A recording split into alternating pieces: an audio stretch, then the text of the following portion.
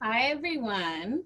Welcome to September's edition of the Center for Art and Wood's Object Lesson. My name is Nava Milliken, and I am the Artistic Director of the Center for Art and Wood and the host of Object Lesson.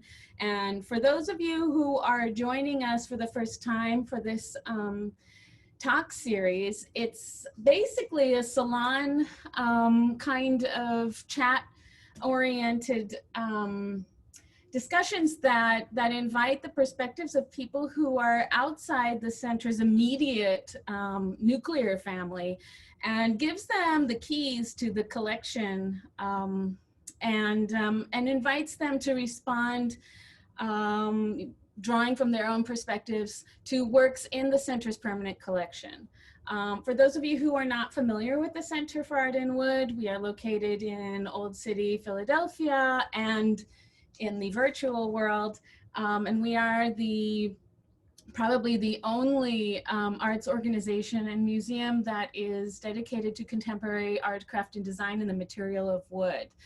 And our collection, which is the focus of our event tonight, is numbers about, well, somewhere between 1,100 to 1,200 objects, handmade objects in the material of wood, and they encompass everything from video work to works on paper to sculpture to functional objects, most of which have been made by hand, and they really celebrate the ongoing creative engagement with the material of wood, which is what brings us here today.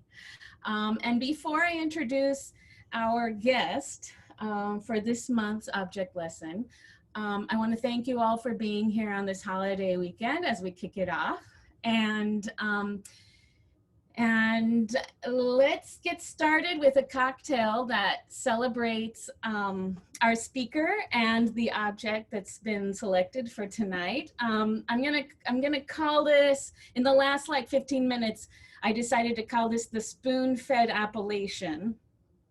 If you have a better name, you can like send it in the chat. But basically, it was inspired by the regional spirit, moonshine, which is a spirit that I have very little experience with, but it was fun to experiment. So I'm going to take you through that really quickly, and then maybe we can put it in the chat. So when you have a chance to get a hold of some moonshine, which can be substituted by gin or any other kind of spirit, probably it would work well with tequila, for example, or some white rum.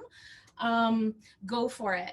And so I'm going to do it really, really quickly. It's some basic bartending skill. First of all, I put a few fresh mint leaves with some half shot of lemon juice and about a teaspoon of agave syrup in my mixing glass.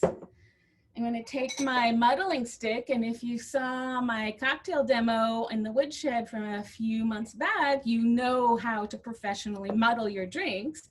So we're going to use that skill with this muddling stick right now and just gently muddle that mint until you smell the fumes coming up to you. Not too much, because then it gets bitter. And then I'm going to do, now this is a strong one. So at your own discretion, I recommend 2 shots of moonshine.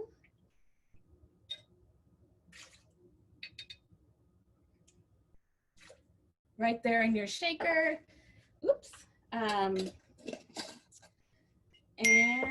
about a half ounce of Lier works really, really nicely to kind of add another profile to the flavors and to bring out the notes of the moonshine, and about a teaspoon of grenadine, which is a non-alcoholic cherry syrup. Now you're gonna put ice in your shaker and do what's called a wet shake. And if you saw yesterday's demo, you're gonna know the difference between a dry shake and a wet shake.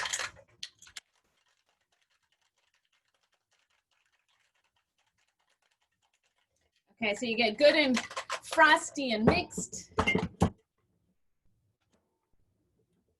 Okay, usually that is much more. Got it. Break the seal, and then strain it into your, definitely needs to be a mason jar because it's Appalachia and it's moonshine. Strain it right in there.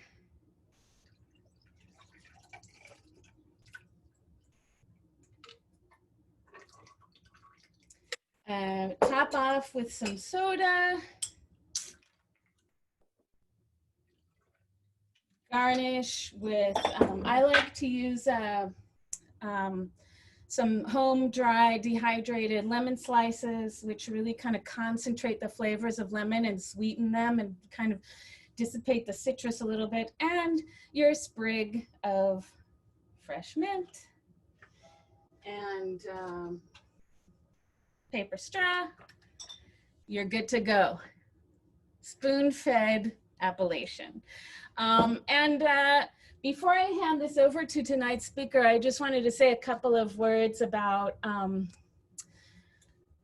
moonshine and what the center has been doing for the last year in terms of orienting its programming to the centenary celebration of and marking women's suffrage in this country. And I wanted to, for those of you who aren't familiar with moonshine, I mentioned that I don't know too much about it, but it is basically distilled corn mash with also barley and rye, I believe, that's done the simplest procedure possible. So during the Prohibition, it was something that could be done fairly easily in one's backyard or shed or woodshed.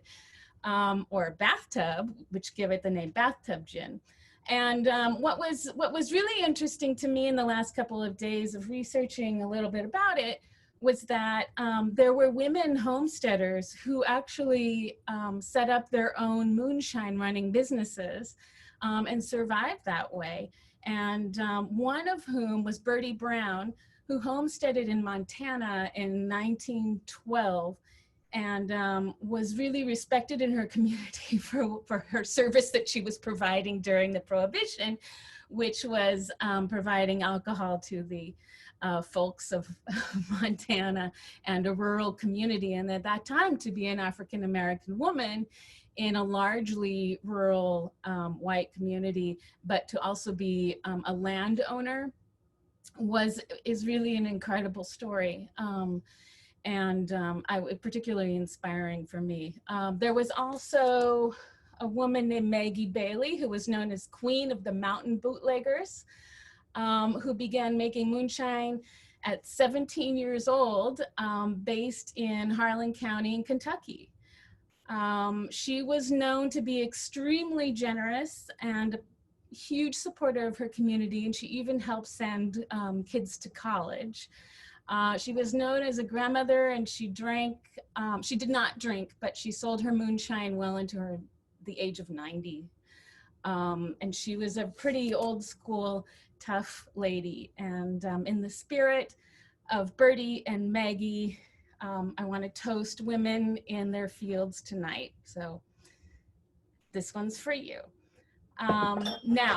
Now I'm going to introduce Leila Cartier, who is the September poster person for Object Lesson. For those of you who don't know Leila, she's the executive director of CraftNOW Philadelphia. CraftNOW is a consortium of organizations which unites them under one heading to promote the historic and contemporary role of the city in the fields of craft and object making. Her studio practice, because she's also an artist, is located at 1241 Carpenter Studios and Project Space in South Philly, and she is represented by SchmidtDean Gallery.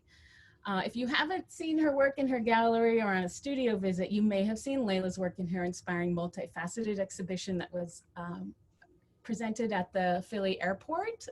In which terminal was it, Leila? I think it was Terminal E. Terminal E last year, and that ran for how It's long? up for about 6 months, I do believe. It was beautiful. Thank you. Really inspiring. So Leila's story actually does start before her arrival in Philly.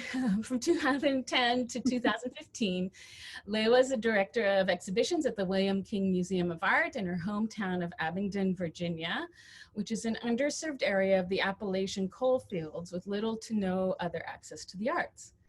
Her curatorial projects consisted of bringing art from around the world to the region, documenting and exhibiting material culture from Southwest Virginia and Northeast Tennessee, and presenting regional contemporary art in all media.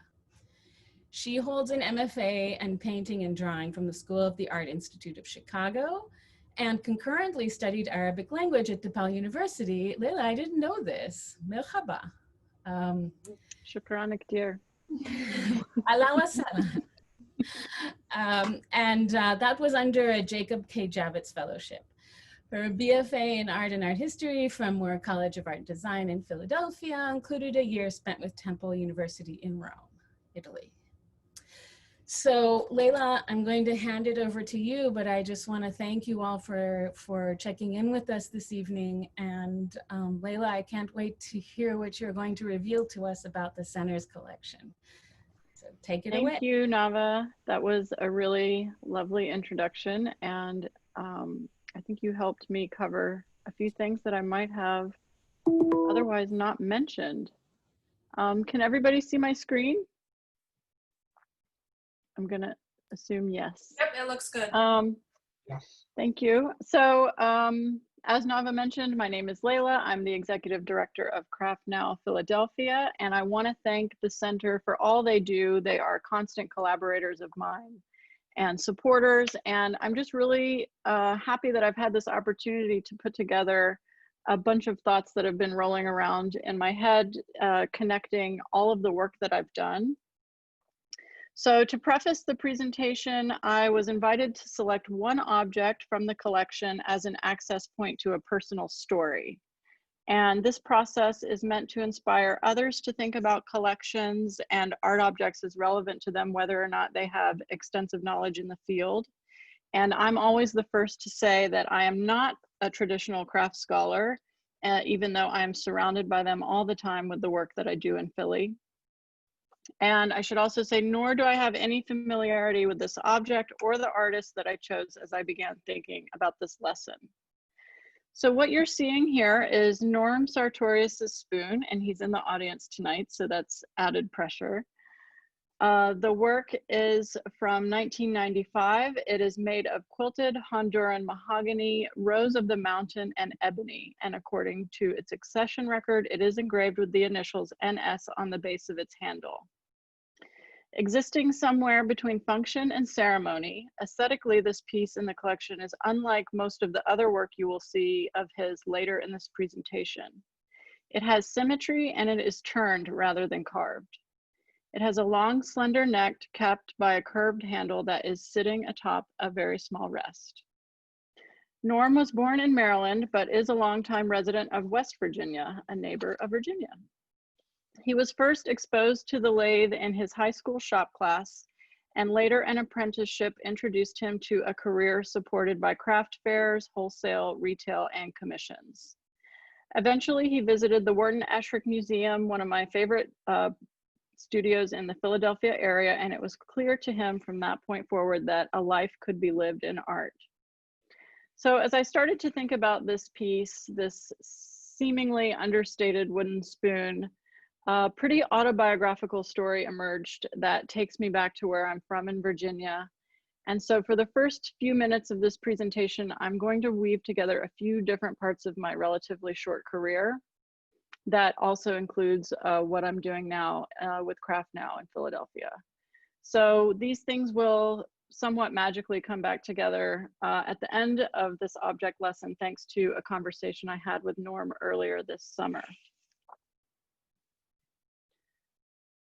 Move forward. So I'm starting this story by sharing a little bit about myself and the work I was doing before joining CraftNOW. For about 5.5 years, I was the exhibitions director and curator of the William King Museum of Art in my hometown, Abingdon, Virginia. This is the town where I grew up, and this is the town where I first discovered art in elementary school, and I discovered that I could actually try and build a career in art through a mentorship program I participated in high school there. Something important I should share about this museum is that it's the only accredited museum for a 100-mile radius. So Abingdon is located on this blue dot here. Over here is Roanoke, which is a 2-hour drive. Also a 2-hour drive to the west is Knoxville, and south is Asheville, and those are the closest cities. The area's economy was largely built on the mining of metallurgical coal used to produce steel. And it's a very remote area, but it's also remarkably beautiful. So the 5 years I spent at William King after grad school in Chicago was a bit of an accident, but I would probably also describe those years as the most important and colorful. Taking a break in these beautiful mountains after living in Philadelphia and Chicago for 10 years seemed ideal, even if I knew I would eventually return to Philadelphia. I started teaching art history at the community college there, and I was invited to start curating exhibitions. So time quickly began passing as I became more and more involved in this community. So like Nava mentioned, there were 3 aspects of the mission that were assigned to 3 main galleries in this small museum. And this one here was the gallery dedicated to contemporary art, so that artists had a professional platform to show their work.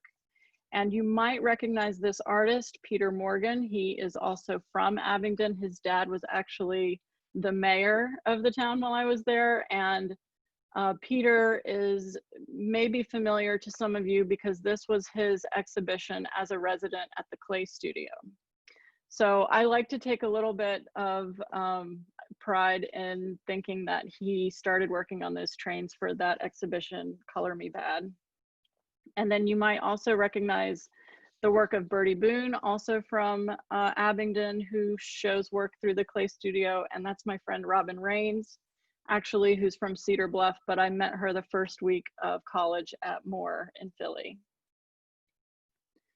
So the second gallery is dedicated to historic material culture from the region made prior to 1945. And so those exhibitions traditionally included pottery, textiles, and furniture. And working on these shows was really where I discovered a love of decorative arts. So here you can see me in the middle of an installation of the diminutive furniture exhibition that I curated. And anyone that knows me from that time will say that I developed a very serious addiction to small furniture. It was totally wonderful.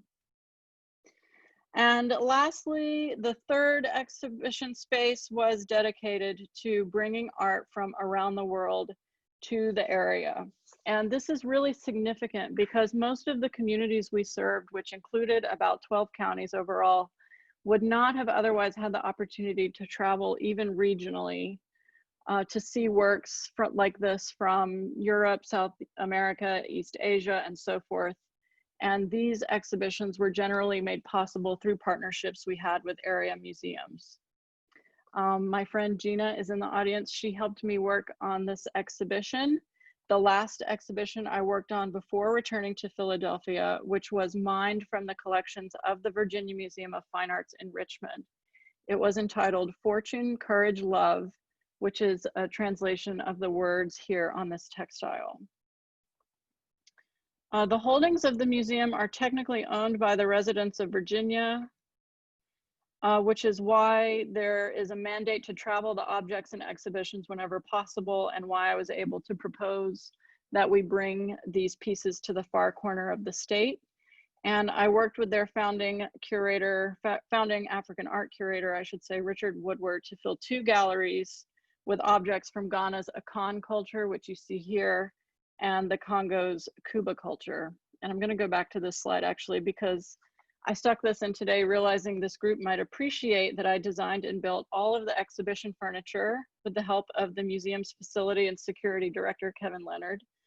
We set up a makeshift wood shop, and the design challenge, apart from it needing to be to museum code, was that it had to be taken apart and reassembled at 3 other locations across the state of Virginia because the exhibition eventually traveled.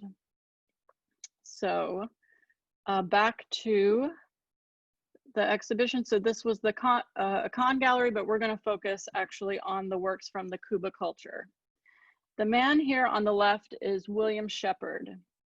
Little would be known of the Cuba people and their customs prior to the 20th century without the work and dedication of William Shepherd, an African-American originally from the state of Virginia.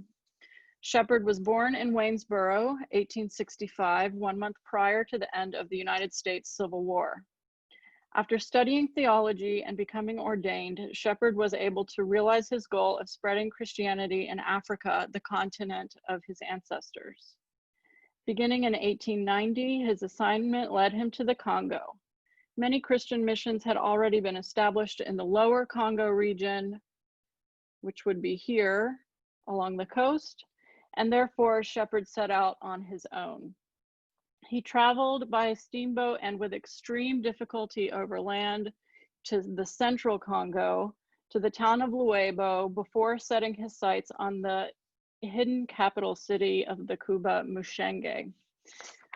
They were weary from the foreign slave trade, and therefore the king forbid foreigners from entering his territory and punished anyone assisting them with decapitation.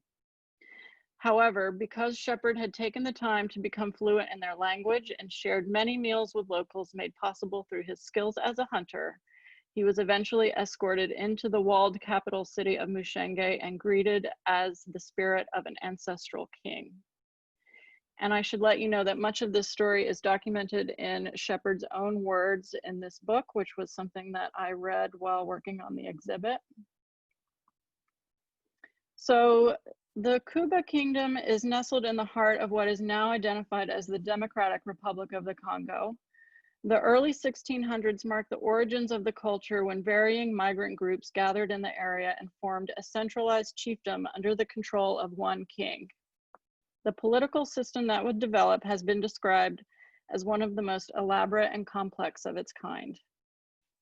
Its governing and economic systems are largely supported and represented through their decorative arts. For example, each king is distinguished by a large crown and elaborate ceremonial dress. Equally, his royal court, tribal chiefs, members of the council, and beyond were also identifiable through their formal attire, all of which was handcrafted and steeped in symbolism. So the point I'm about to make is how I relate this story to what I'm doing in Philadelphia and then back to the work of Norm Sartorius. The surrounding villages and communities here were required to pay their tax to the kingdom, which was generally paid in the form of prestige objects. Beaded regalia, ceremonial knives, elaborate masks, and most notably their patterned textiles, many of which you can see here, were used as currency, making the kingdom full of artisans. So I first started working on this exhibition with Richard Woodward, and he showed me a cut pile, which is one of these square pieces. This one is more elaborate here. And he explained to me that it was a tax. And it took me many months to understand what he meant. However, as someone from the Appalachians, I should have understood this intuitively, because this region knows very well that craft can provide economic opportunity for its residents. This is evidenced in the support not only of the mountains of Virginia or West Virginia, but it is most known, I think, by the significant investments made in Western North Carolina for cities like Asheville that support their creative economies to boost tourism and much, much more. So therefore, when I returned to Philadelphia in 2015 and began working with CraftNOW, I appreciated the organization's desire to emphasize opportunity channeled through a love of craft and object making. Even though we are in a major metropolitan area, our residents are just as capable of becoming economically and geographically isolated as they might be in the mountains or in remote parts of the world. Through my work, I share a personal belief that craft, a love and devotion to one's craft, maybe even complemented by superior technical skill. I don't find that to be obligatory. These things can provide any individual with economic independence, creative expression, and therefore good quality of life. However, they must be supported by their community and embraced as part of its economic system. This concept is what I believe is driving our current work with the economic development research and the craft business survey we conducted over the summer with Andrew Dahlgren and Heather Holliday, who I think Heather is in the audience. The impacts and hardships that have been brought upon our creative economy this first half of the year, we know is going to have lasting effects, and we want to understand how CraftNOW might advocate for new services by identifying and quantifying what is happening in the field presently. So this is where we circle back to the work of Norm Sartorius. Deeply passionate about his work and grateful that he stumbled into the craft of making spoons, Norm has dedicated his life and work to a practice that is contrary to the corporate and automated culture in which we currently live. Perhaps in this context, we could consider his work to be our very own version of prestige objects. Throughout his career, he has studied spoons of other cultures from all over the world. When he began sometime in the 1970s, access to documentation or images of spoons was challenging. Through his work with the Smithsonian Craft Fair, though, he was able to be introduced to academics that would open doors for him, especially to the collection storage where many spoons are often located rather than on view in the main galleries. Norm was introduced to an archivist in the 90s, responsible for transferring paper records over to the digital with the Smithsonian's Museum Support Center, which is actually located in Maryland. And through a small grant from the state of West Virginia, he was able to spend researching the collections of spoons with an assigned anthropologist. Therefore, much like my work, I would say with Richard Woodward in the collections and basement in the Virginia Museum of Fine Arts collection in Richmond, this experience was one of the single greatest influences on his work. So in talking with Norm about his work, I asked about his choice to focus on recreating a single object countless times. And he said that he's always had difficulty expressing or articulating this obsession. I mentioned his apprenticeship earlier with Phil and Sandy Juris in Baltimore. With them, he spent 6 months making nearly every type of household object except furniture. And the object he enjoyed making the most was the spoon. So it doesn't really matter to him if these spoons are understood as functional, ceremonial, or decorative. But by providing this kind of limitation on his own work, focusing on one type of object, he is able to explore infinite variables. He was never interested in spoons as production items, and therefore each spoon is unique. And he becomes very involved with the process of making and appreciates the idiosyncrasies he finds in the wood that he is using. As you can see, most of these pieces are carved. And I mentioned earlier, you wouldn't find most of his pieces to be symmetrical because, or turned because he's not interested in symmetry. Rather, he prefers these uneven textures and natural forms that are part of the material. He would consider himself a modern carver rather than traditional because he's not a purist when it comes to combining hand tools or electrical shop tools.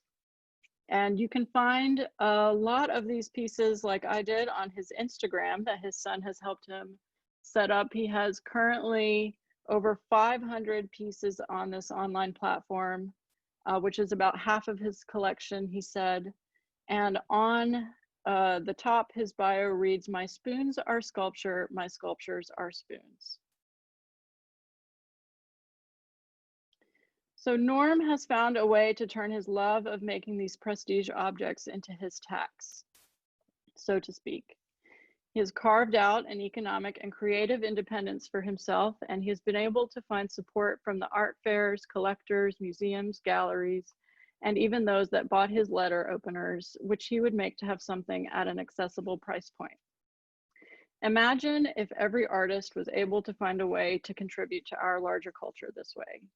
They could devote their life to the infinite possibilities and beauty found by making one type of object, and we could enjoy their work in the place of the manufactured goods that we use and dispose of so routinely. So when I spoke with Norm for the first time this July, we talked about several acquaintances we both share in Southern Virginia and Philadelphia. He told me he sent me, I should say, a couple of articles on Abingdon's Virginia Highlands Festival, where even my mom once sold handmade clothes. I spent the rest of the day thinking about the many summers I ran around those fairgrounds with my sister and my friends while she was in her booth. And my mom, who is an engineer actually, even understood that her love of sewing and craft was an opportunity to support the family. Norm has sold work in a small shop in Abingdon, my hometown, known as the Cave House, which actually is now Holston Mountain Artisans because it's no longer in that location. And he described the founders of that shop as great advocates for craft and the community, and they were helping to serve artists in the area. And it is my hope that the work I am doing with CraftNOW will also one day be described this way. So that is my object lesson. You can follow Norm and see all of his spoons on Instagram at @nsartorius, and you can follow along CraftNOW and see what we are doing in Philly to help promote all of the institutions and artists that are part of our amazing community. So thank you for letting me put that together for you guys tonight. And that concludes this presentation. Thank you so much, Leila. That was really informative, and I love that you drew upon your professional background and your devotion professionally to building craft economies that present sustainable, independent lifestyles for artists and creativity, and that it directly connects with your professional development in the field is really, really wonderful. Norm is here with us tonight, so if he's up for it, I would love to invite you to submit any questions that you may have to Leila or to Norm or to both of them, because it's a rare opportunity. We don't, in object lesson, we don't usually have both the speaker and the artist in one virtual room. So let's take advantage of that. And I think we're intimate enough of a group tonight that maybe we just forego the chat and just everybody can unmute themselves and speak freely. Let's just go with that. Okay by me. Thanks, Norm. So good to see you. Good to see you, Nava. Hi, Norm. I welcome the opportunity for him to counter anything that I had to say. No, I wouldn't counter anything. That's nice to see you, though, Leila.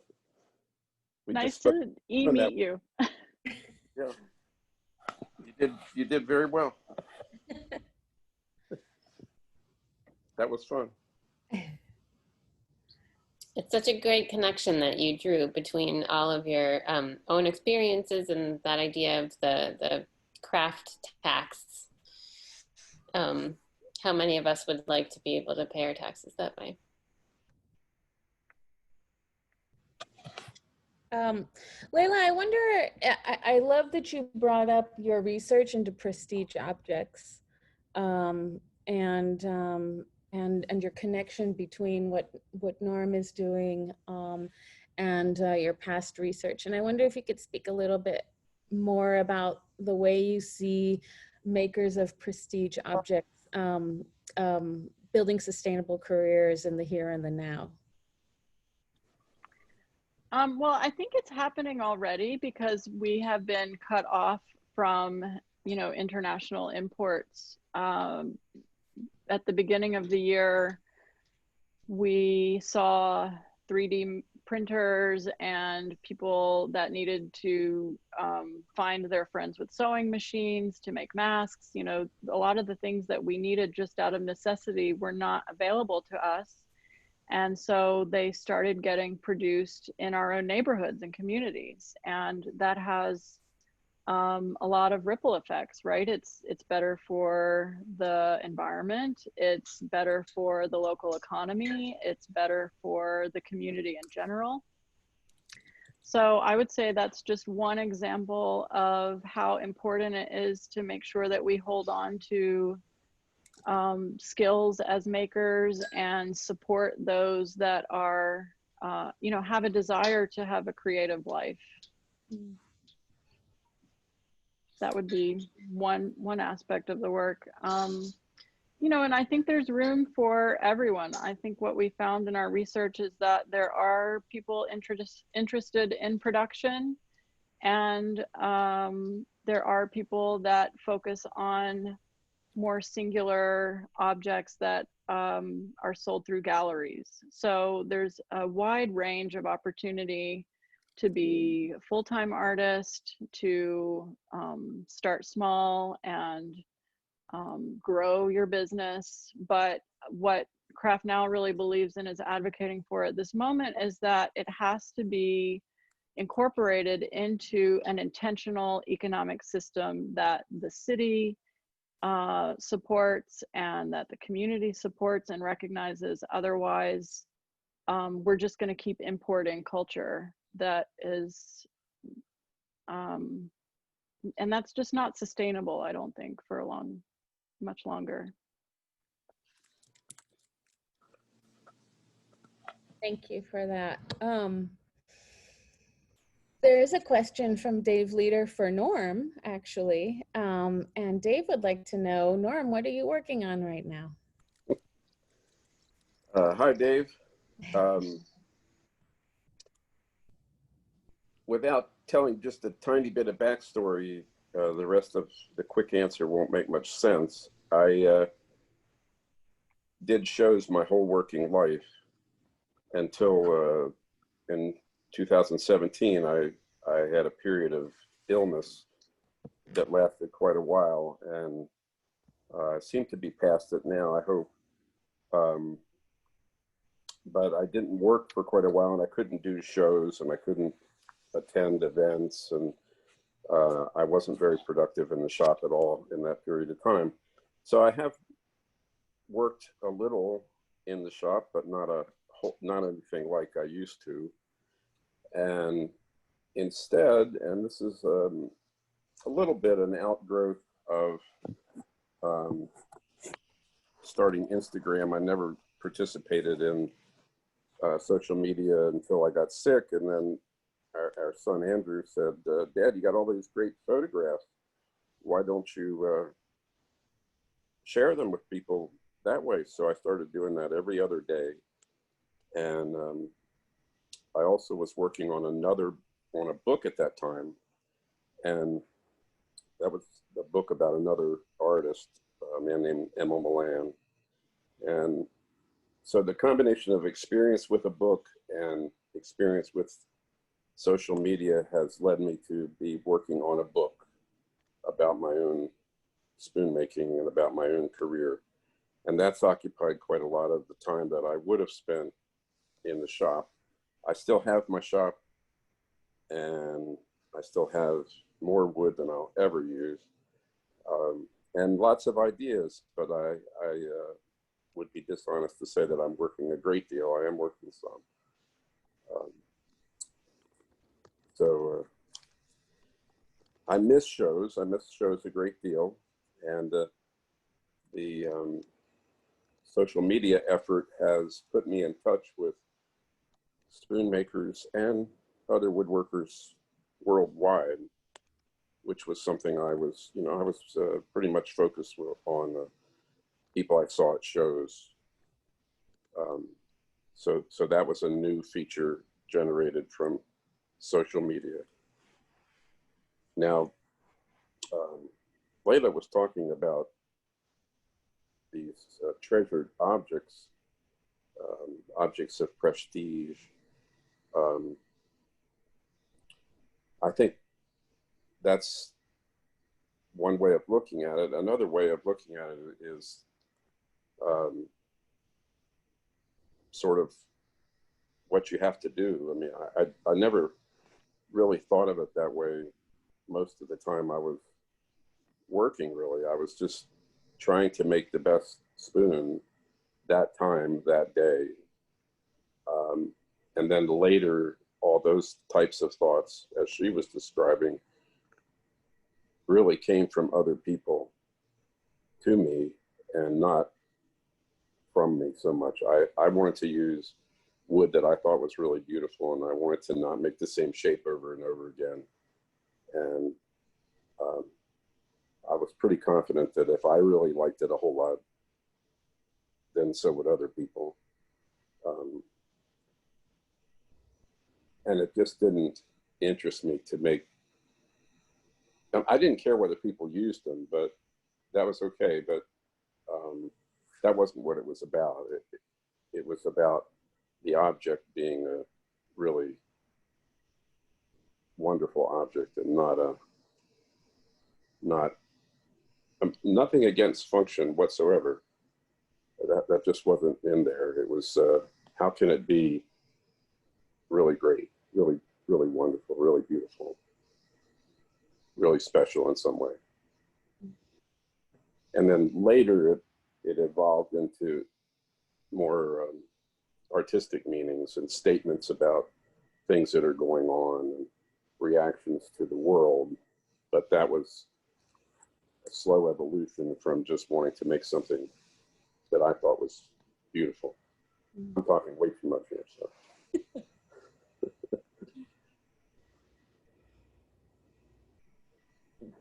It's wonderful to have you here, to be able to provide. I love the dialogue between Leila, who is coming as a researcher with an intimate connection with the region in which you live and work, as well as a background in his museum practices, and a current occupation with supporting of craft communities, and then having you here, a maker, an artist, with a strict set of parameters on the body of work that you create. It's really a wonderful opportunity for us.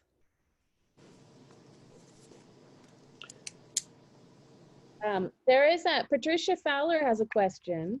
And please, again, I just want to encourage everybody, you can unmute yourselves and speak up if you feel so compelled.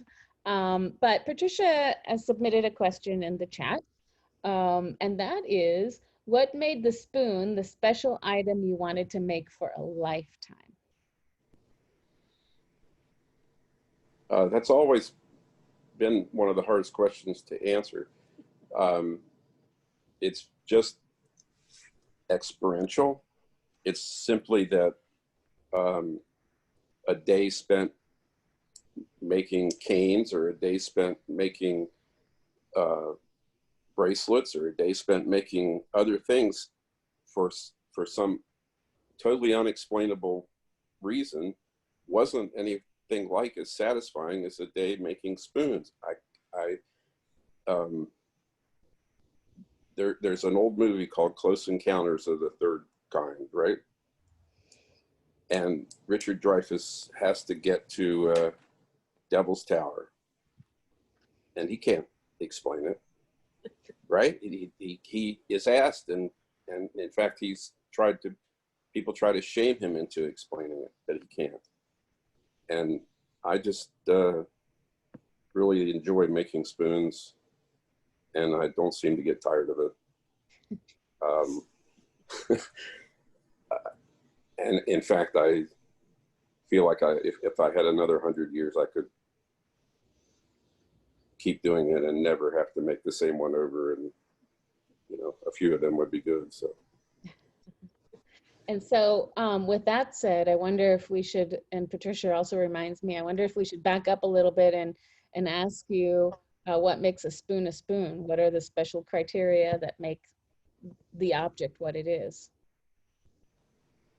Well, it absolutely connects with utility. no doubt about that. And I think everybody is born with a spoon.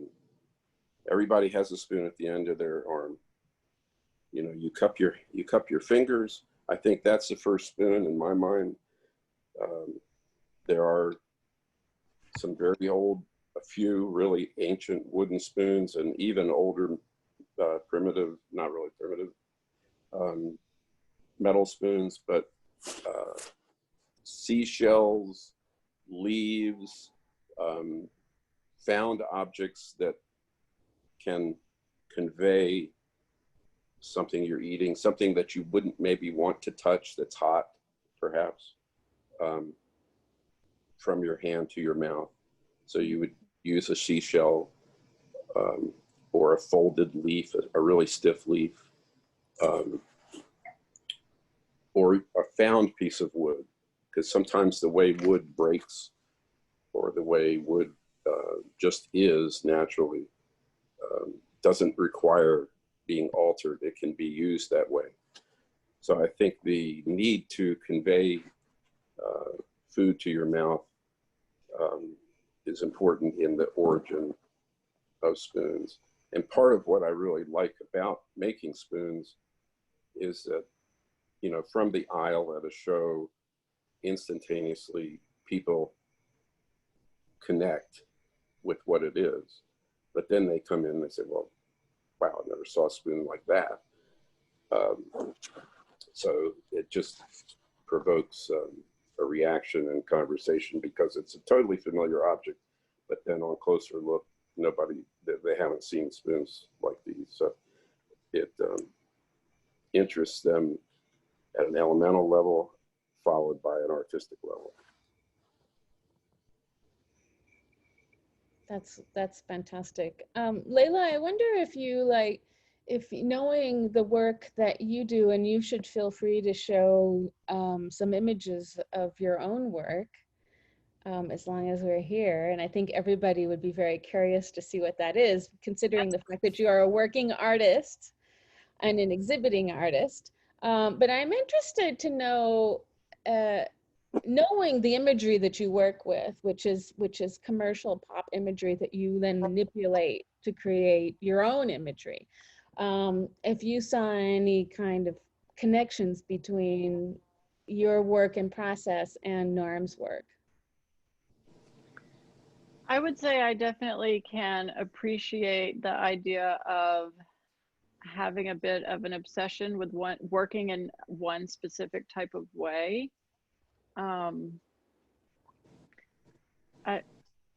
I'll talk about the work without sharing it. Everyone can look on my website, which Jen just put in the chat. But I essentially cut images of jewelry out of magazines and have amassed thousands and thousands of pieces that then I construct into other shapes like trees, insects, et cetera, et cetera. And I think of myself as kind of like mining a resource, which is funny because, you know, they're stones, but then they're on paper, and then I put them on a paper that's made from stone. So it's about playing with a kind of specific set of parameters, right? It's just pictures of jewelry, and it gets adhered in a certain way, and I could do it forever and ever and not really get tired of the process. So there are some interesting parallels there. Mm-hmm. What's behind you? You look like you have wings. Oh, this is that's a great question and an opportunity to promote. So glad you our asked. book, Craft Capital, which is weird. It's hard to see. It's almost as if we choreographed that question. That's a good. So Craft Capital was a project that CraftNOW published last fall, and it includes about a dozen essays from curators across the city, including Nava, Jen Zwilling, It's dedicated to Helen Drutt, who is also on this call. And we're talking about craft capital in a way that not only emphasizes Philadelphia's prominence in the field, but also its connection to economics and other resources like human capital or collections and resources in that sense. So yeah, it's a great project. It was designed by Wonderful Design, which I know also worked on the project that you published on Emil's work, and it was great to work on. So this is Martha McDonald doing a performance on the steps of the Philadelphia Museum of Art. So craft is kind of personified, and this performance she actually first worked on at the Black Mountain Center for Art in Asheville. So everything is tied back to the Appalachian Mountains on this call. So that's a costume and it's paper behind you. Yes, correct. Okay, okay. Well, with that in mind, I'd love to hear, and drawing back from, so most people don't know this, but my last venture out of the city was to visit Norm in Parkersburg, West Virginia, in the very, very end of February. That was my last trip out of the 19106. Norm, we had a lot of conversations about the kind of community in which you've worked, and which I understand in some ways kept you in West Virginia. And I wonder, I'd love to hear from both of you and from everybody else here tonight, what it is that's special about working within a select community. And I see that we also have Derek Bencomo here, who's in Maui. That's right? That's the island, right? And other artists with us who are very connected with a kind of a community of artists dictated by the field in which you work, but also by a geography. So I'd love to hear some comments about that. I moved to West Virginia for inexpensive land originally. I lived in Baltimore and I moved here because it looked beautiful and it was cheap land. But following that, the state of West Virginia has been tremendously supportive of artists and craftspeople. It dawned on somebody, probably not just one person, but it dawned on some people in state government and the state arts and humanities organization that this was a tremendous resource that needed support and that the whole state would benefit from the state giving support to artists and craftspeople. So there were workshops at a craft center in Cedar Lakes, and there was a building of an exceptional facility that showcases West Virginia crafts at Tamarack at the intersection of two interstates in West Virginia. And a lot of work went into identifying, jurying, and then supporting teaching business practices to West Virginia craftspeople to exhibit at that center. And I'm pretty sure that still goes on. I was involved early on, but haven't been involved for many years. But that plate, we still stop there if we're traveling, back in the old days when we traveled. A hospitable and beautiful environment where you love to be, an intent to support artists and craftspeople, although they're quite spread out. And there are a couple sort of arts concentrated communities, but for the most part, people are all over the place in West Virginia. So only at events do you really see a lot of artists and craftspeople. But it's been they've supported me numerous times with small grants for small projects or chances to see exhibitions or to study with a particular instructor early in my career. been really good for that. Fantastic. We have a question from Cormac Hoffman here in the chat, and Cormac is asking, are there any other humdrum household objects that have caught your fancy in your research, like tables or cups or hammers or anything like that? And I assume this is a question for both Norm and for Leila, and anyone else who wants to talk about it as well. But it's interesting. Oh, Norm, here is an opportunity to talk about Andrew's work as well.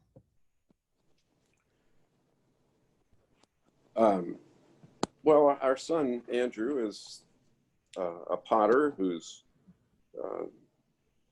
early in his career. He's in the Hudson River Valley, and he has a stronger connection to function than I did.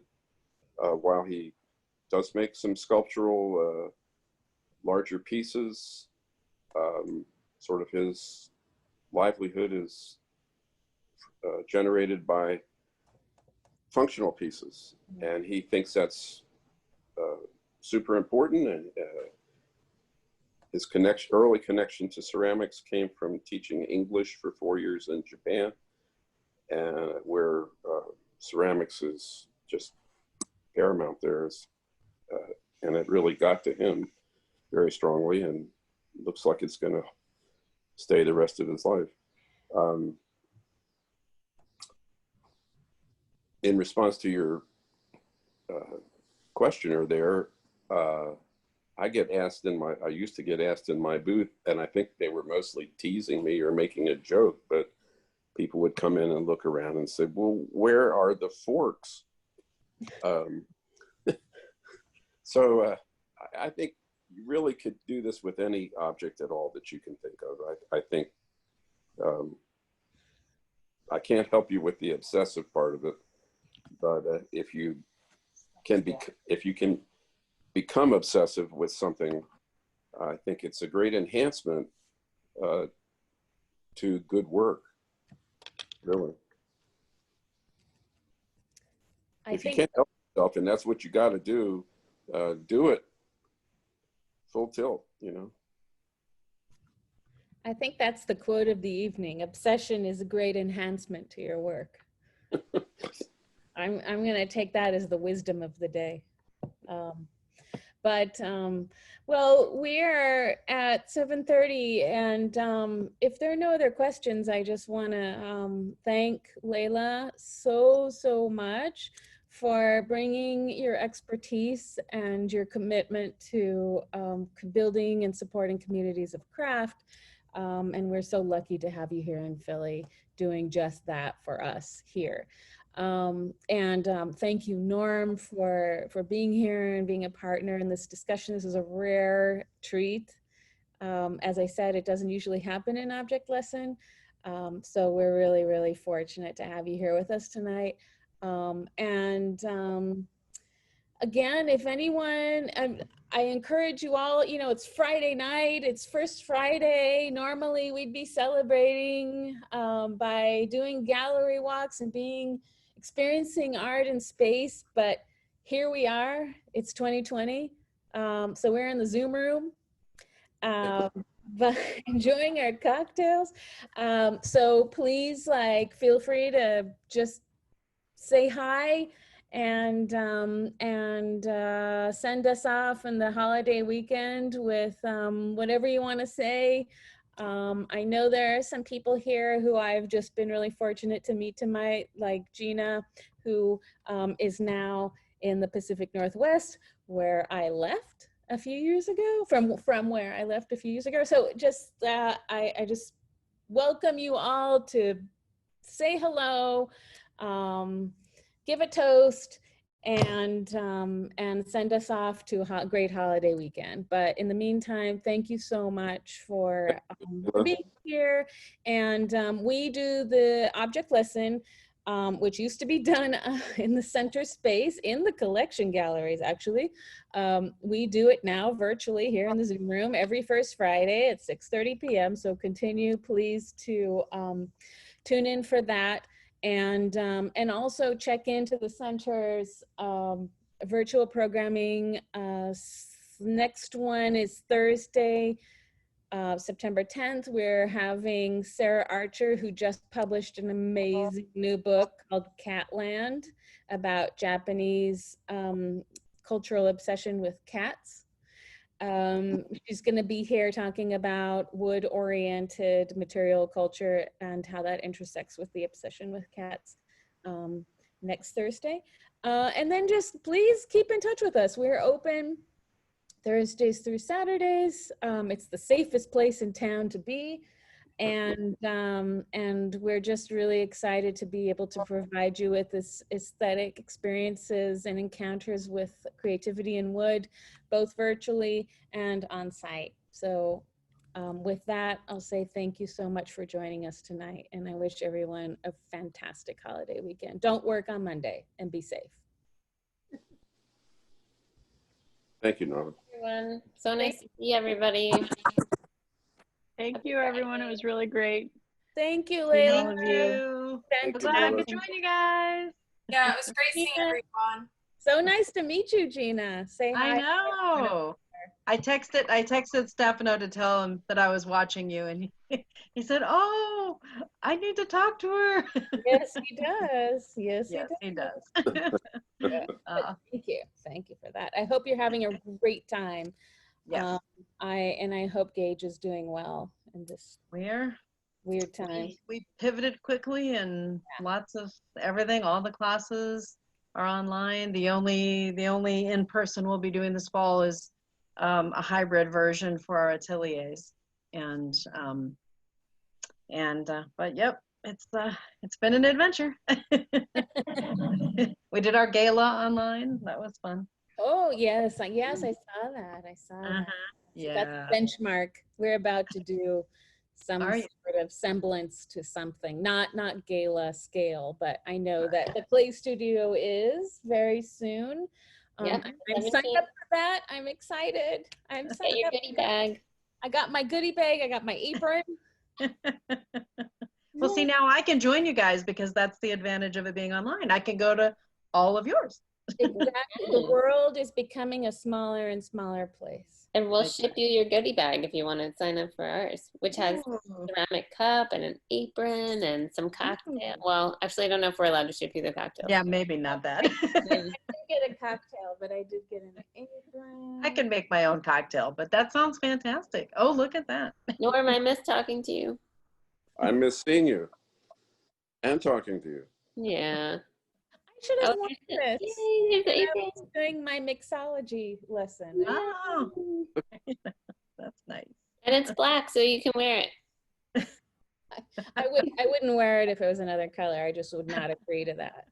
I'm sorry that the text is not white, but thank you for bending your rules for us. No, I like the teal. Okay, good. She's And a I black and white kind of girl. Pockets. I like pockets. Good to have aesthetic. Good The to have pockets are aesthetic good. limitations. I know. Exactly. Parameters are important, like making only spoons. If you have parameters, you don't, buy too much or have to. Simpler. You Doing can very well. avoid the pitfalls. Yes. I like that I can't remember who it was, but someone put in the chat who is now gone. Have you thought about other humdrum objects like tables? And I'm like, humdrum? Objects are not humdrum. Is it a painter or something? There you are. Hi, Cormac. That was me. I asked the humdrum question. They're not humdrum. They're household. They're things you overlook, like, Domestic objects. yes. Not if you're a decorative arts curator, you don't overlook them. Oh, I guess it's relative then. I'm Yeah, sorry, no, I didn't mean to criticize no. you. Are you a painter? We're being No, I'm just an appreciator. Okay, well. Absolutely not. Beauty people don't appreciate the object. Within theme though, this is a spoon I have, right? Completely flat. I found it in the street. Oh, cool. Someone drove over it and it was like really cool. So I That just is kept it. Really cool. And I Now didn't- it's like a bookmark. Exactly. I tried to use it as a bookmark. It's usually breaking the binding of the book. Oh, no. It's right in there. That's not good. I lived in Pittsburgh when I was little, and if you were a bad kid, you would put coins on the trolley tracks. Oh, yeah. And Sounds then like they do that. cool kid. I'm a rule follower, so I couldn't do it. If it was You cool. didn't What? My dad taught me that. And then have to be bad. grandmother got really upset because she said you could get sucked under the rails. This was something that she said about everything dangerous. It wasn't dangerous because of like specific scenario, this or that. It was because you could get sucked into something It's physically. also it's Wonderful for illegal the to debase imagination. currency. It's a federal offense. Oh, is it? Yeah. All those places where you can get your coins smashed, like at Disneyland and stuff? That's a federal illegal? crime. Oh, See? Now, Good to know. Mike's not mad at me because he's on my side now. A big crank. I had no idea. I did not know Mhm. that. I don't know if it is. It is. all those kids breaking the law. Wow. Start 'em young. Getting sucked under the rails and Yeah. breaking The rails. laws around currency. Cocktails are working. The moonshine is working. That stuff is potent. The next, Oh, yes. Norm, the next cocktail demonstration I'm going to do is going to involve setting things on fire, I think. That I haven't done in a long time. I haven't done that since I left the Middle East. So For October, yes, October, we're going to set drinks on fire. Ooh. In a healthy kind of. It's just another mixology technique. That Then was you- in the 90s. Mixology had a really creative period in the 90s with the Pousse Cafe, which we did last month, and the burning of things. Yeah, we're in a dark period right now. It's poetic because normally fire destroys things, but you're actually creating things. So Exactly. And fire and wood go together in many ways. And we certainly have a lot of works in the collection that have been scorched. And fire as a treatment to the surface of wood has a long tradition in Japan as well as in other cultures. It's quite a creative process. Sure. Right. Derek, have you ever burnt anything or scorched anything? burnt anything? Yes. Yeah. Do tell. Where is he? His first. Oh, you just happened to have that there. Oh, like 3 weeks ago, I showed this and I never put it back, so it's been by my desk. All right. So that's burnt and paint, and then That's so serendipitous. Wow. So you scorched it? yes, this is oak wood from somewhere downtown Philadelphia. That was, It's great texture. yeah. What's that, Katie? It's great texture. Derek showed that for one of the Sip and Whips, and we were talking. Wasn't it the Sip and Whip that you shared that with us? Yeah. We were talking about the residency a little bit too. Oh, that's coming up. 25 years. 25 already? What's going to happen? Are you bringing the people who are supposed to come this year are going to come next year? Yes. Who knows? Yeah. Yes. I had to reshuffle. You know, Jen, that when we make the selection, we do 2 years at a time so that we can kind of create do our best to create Yeah. a kind of, exactly, with hopefully some chemistry involved, and because of the collaborative nature of the residency. So we did some shuffling, and but fortunately it took some time, but we got everyone settled into 2021 and 2022. So Good. and that gives us the opportunity to take a break, take a pause this year to devote ourselves completely to marking the 25th anniversary. Nice. Yeah. So that was a little bit of making lemonade. Mhm. Yeah. situation. Yeah, we all got to focus a little bit more on things that we wouldn't have. Dare I ask if there's going to be a lathe room next year at UArts? Nope, I shouldn't ask. Never mind. Don Miller was here in the event earlier, but he has excused himself. So I would defer to him or to others that were here and no longer here in this conversation at the moment. We'll hope so. We'll be fine. We'll provide a fantastic experience for our residents, like we always have, wherever it is. But it's an amazing program, and we're going to keep it going with everything that we have. We have to figure out how to restart our guest artist program when we get into the new building. We really need some kind of big grant or something, because we, you know, since 1993, we've been having international people come, and it just got so expensive to have an apartment, and there has to be some way to do it that will make financial sense for the artists and for us. So, is there any thinking about building? I mean, clearly the plans are already underway and approved, but building a residential space on site that would accommodate that? So we talked about that in the beginning, but the requirements for having a residence in the building increase the facility requirements so much for the building that it became unaffordable. Like, you know, so much more in terms of sprinklers and everything that, like, even if it's just one small apartment, the whole building has to then be up to code for residential for the whole space. Yeah, so we did talk about it, but it wasn't possible, which is a shame.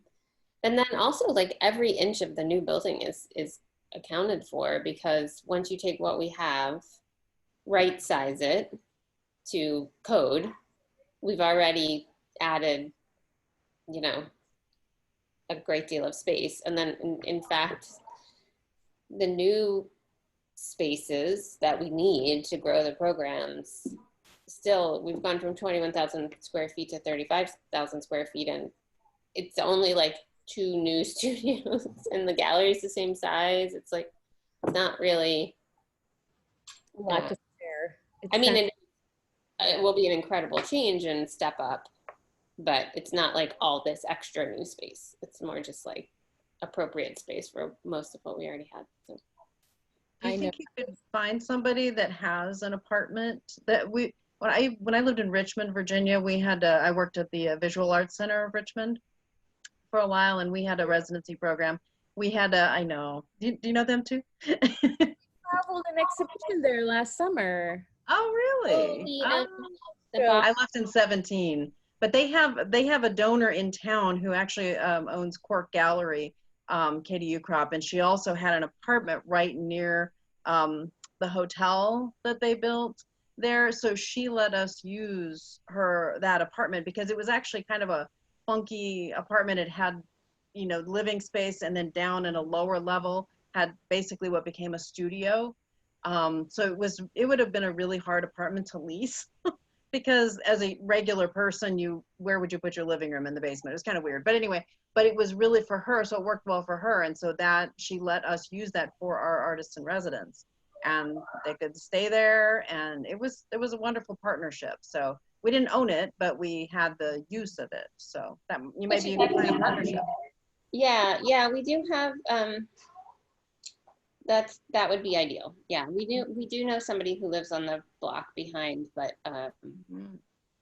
we just have to work it out. But I don't know if that's gonna work. So we'll see. And this wasn't necessarily adjacent to Biz Arts. It was actually maybe a mile away at the most, but not that far. It was bikeable or walkable with a little bit of a walk. But anyway, it just came to my mind when you're talking about residency.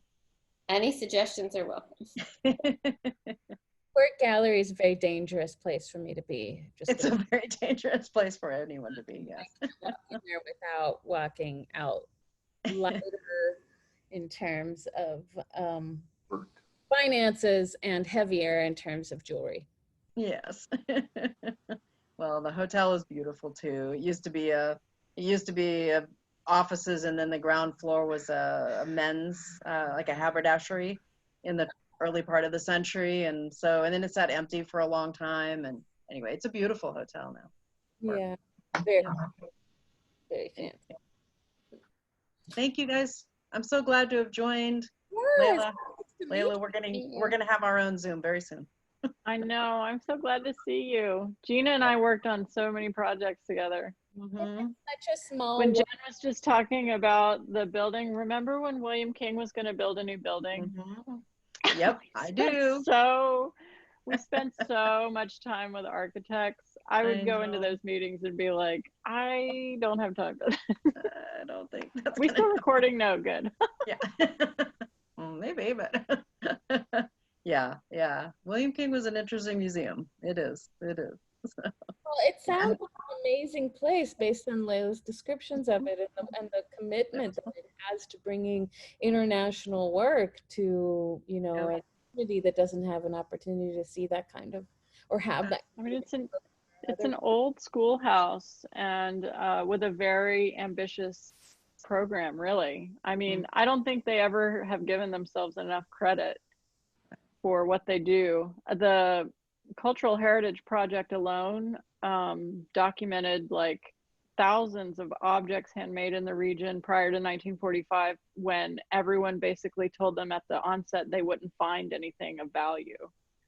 And it became, you know, it's kind of been folded into some of the research at MESDA, Museum of Early Southern Decorative Art in Winston-Salem. And when I started, there were two curators.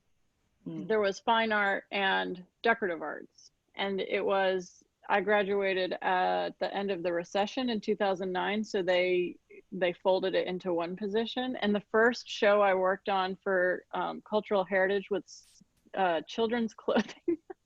Prior to 1945, that was like a nightmare exhibition. I was like, I have no idea what I'm doing. What idea was it? That to have an exhibition like that, and then with the previous curator. Elise Gerstenecker, remember my friend that was here a couple summers ago? Elise, she was the curator of decorative arts, and that was the first exhibition after she left. And I managed to fill 2 galleries with paintings and handmade clothing, and I don't even know. It was great. That's great stuff.